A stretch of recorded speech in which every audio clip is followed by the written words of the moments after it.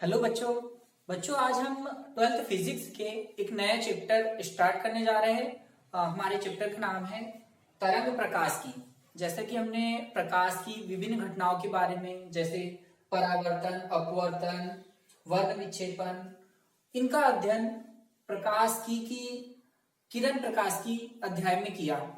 अब हम प्रकाश की अन्य गुणों जैसे व्यतिकरण, विवर्तन, ध्रुवन और प्रकाश विद्युत प्रभाव की व्याख्या करने के लिए एक नया अध्याय पढ़ेंगे, तरंग प्रकाश की। इस अध्याय के अंतर्गत हम व्यतिकरण, विवर्तन और ध्रुवन इन घटनाओं की व्याख्या करेंगे।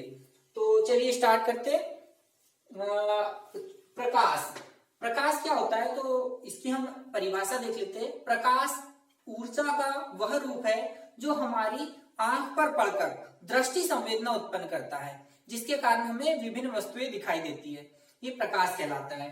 ठीक है, तो प्रकाश के कुछ गुण होते हैं जिनका हम अध्ययन, कुछ गुणों का अध्ययन हम कर चुके हैं, कुछ गुणों का अध्ययन हमें करना है। तो एक बार हम उन्हीं गुणों को रिपीट कर लेते हैं। प्रकाश जो होता है वो सीधी रेखा में गमन करता है।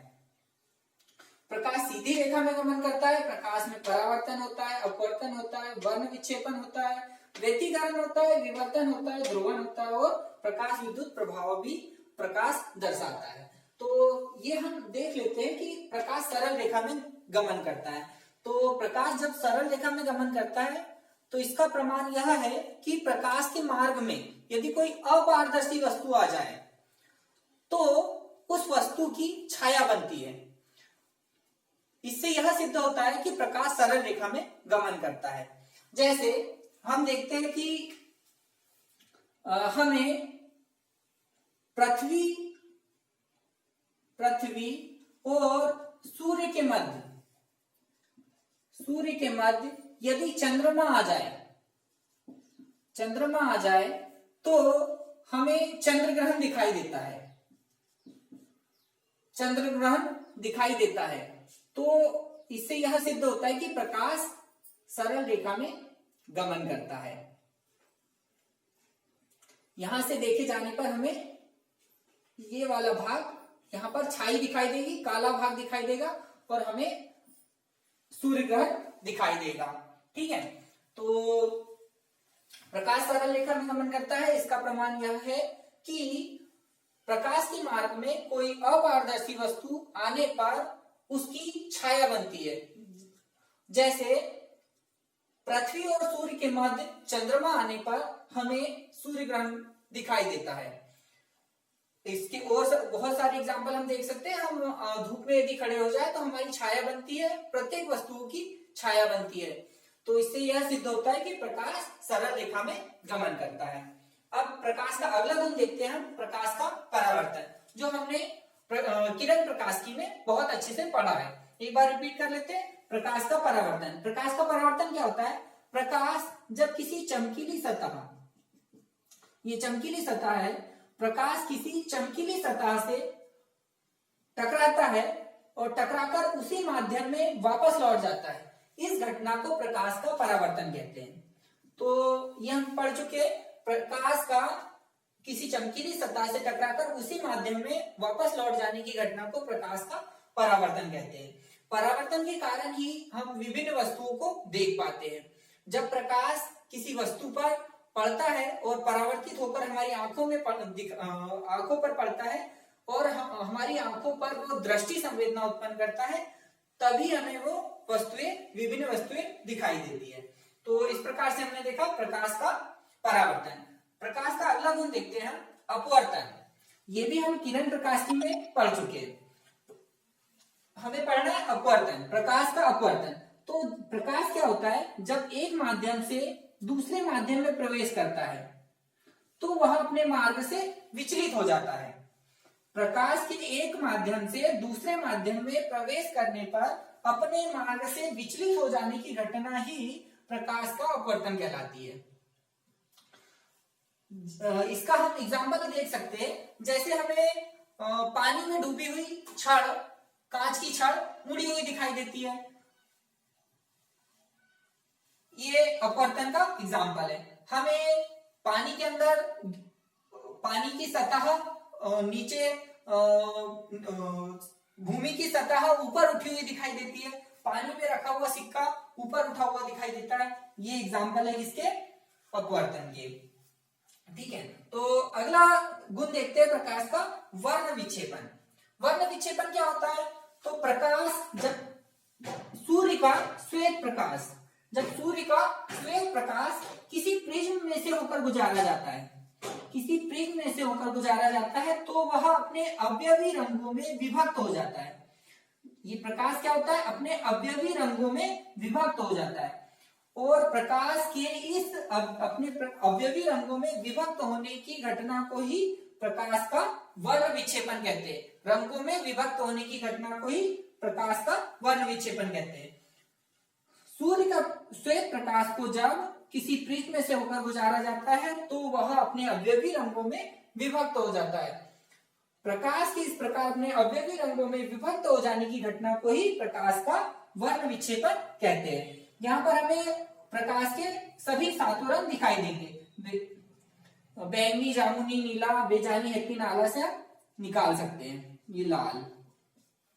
ठीक है, तो ये सभी रंग हमें दिखाई देते हैं। अगला गुण हम देखेंगे व्यतिकरण। जो अभी तक हमने गुण देखे हैं, सरल रेखा में गमन, परावर्तन, अपवर्तन और वर्ण विक्षेपण, इन चारों गुणों की व्याख्या हम प्रकाश को किरण मान के या किरण प्रकाशिकी के अंतर्गत हम कर चुके हैं। इसके अगले जो गुण है, इन्हें हम प्रकाश को किरण मान के इनकी व्याख्या सफलतापूर्वक नहीं कर सकते। तो इस अध्याय में हमें प्रकाश को तरंग मान के इन गुणों की व्याख्या करनी है और इन पर आधारित जितने भी सिद्धांत दिए गए हैं, उन सिद्धांतों को हमें देखना है, जो हम इस अध्याय में पढ़ेंगे।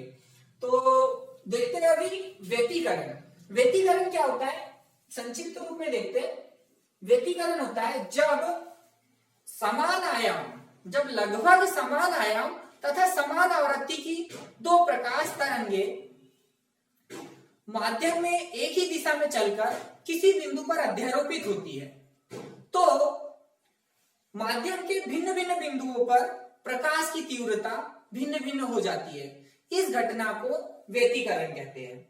जिन बिंदुओं पर प्रकाश की तीव्रता अधिकतम हो जाती है, वहां पर संपोषी व्यतिकरण होता है, तथा जिन बिंदुओं पर प्रकाश की तीव्रता न्यूनतम हो जाती है, वहां पर विनाशी व्यतिकरण होता है। तो चलिए इसको समझ लेते हैं। यहां पर हमारे पास एक प्रकाश किरण है, तरंग है। ये हमने एक प्रकाश तरंग ली, इसका आयाम y1 है, और एक अन्य प्रकाश तरंग है जिसका आयाम y2 है, y2। अब ये इन बिंदुओं पर अध्यारोपित हो रही है, अध्यारोपित हो रही है अर्थात टकरा रही है। टकराने के पश्चात यहाँ पर क्या होगा? यहाँ पर जो भी कण होगा उसका विस्थापन जो होगा इन दोनों तरंगों के अलग अलग आयामों के योग, सदिश योग के बराबर होगा। अर्थात जो परिणामी तरंग होगी वो इसके कहीं बीच से चली जाएगी, इस प्रकार से चली जाएगी। ये यहां जाना चाहिए था और ये यहां जाना चाहिए थी, परंतु ये बीच से चली जाएगी, अध्यारोपण। तो यहां पर क्या होगा? प्रकाश की तीव्रता अधिकतम होगी, प्रकाश की तीव्रता अधिकतम होगी। तो इस प्रकार माध्यम के भिन्न भिन्न बिंदुओं पर प्रकाश की तीव्रता का भिन्न भिन्न होना व्यतिकरण कहलाता है। तो व्यतिकरण को एक बार रिपीट करते हैं। क्या होती है कि जब लगभग समान आयाम तथा समान आवृत्ति की दो प्रकाश तरंगे माध्यम में एक ही दिशा में चलकर जब अध्यारोपित होती है, तो माध्यम के भिन्न भिन्न बिंदुओं पर प्रकाश की तीव्रता भिन्न भिन्न हो जाना व्यतिकरण कहलाता है। ठीक है, तो इस प्रकार से हमने व्यतिकरण देखा। व्यतिकरण दो प्रकार के होते हैं, संपोषी व्यतिकरण और विनाशी व्यतिकरण।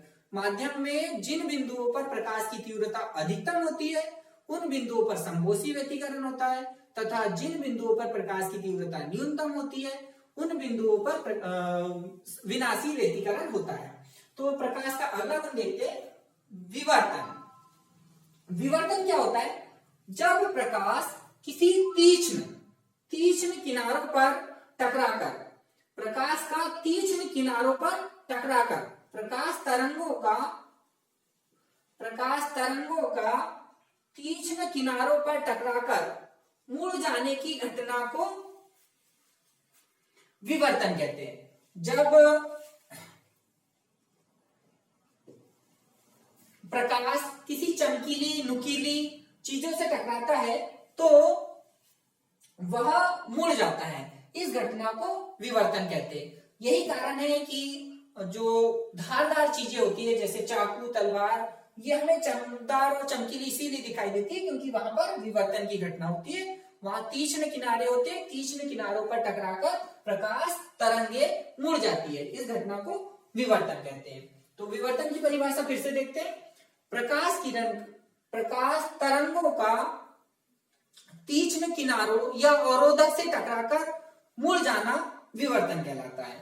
फिर प्रकाश का अगला गुण हम देखेंगे, ध्रुवन।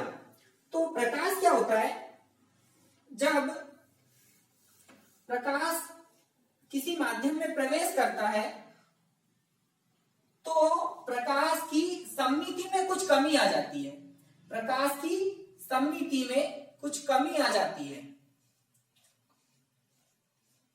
इस प्रकार प्रकाश की सममिति में होने वाली कमी ही क्या कहलाती है, ध्रुवन कहलाती है। तो प्रकाश की सममिति में कमी कोई हम क्या कहते हैं, ध्रुवन कहते हैं।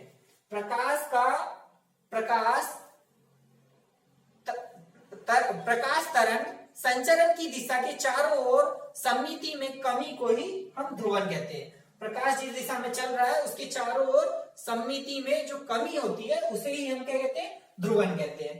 अब अगला गुण,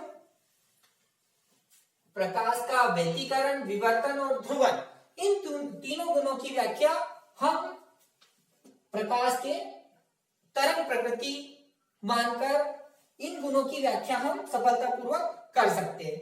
फिर एक और गुण होता है प्रकाश में, प्रकाश विद्युत प्रभाव।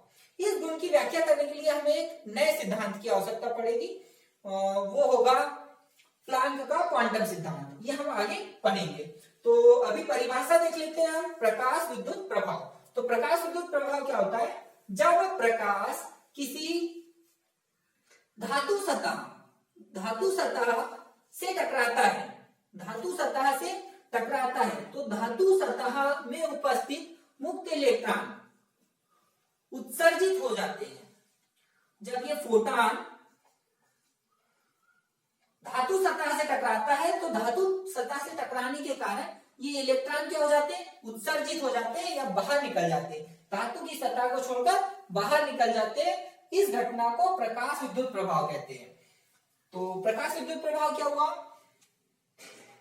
प्रकाश के धातु सतह से टकराने पर धातु सतह से मुक्त इलेक्ट्रॉनों के निकल जाने की घटना को प्रकाश विद्युत प्रभाव कहते हैं।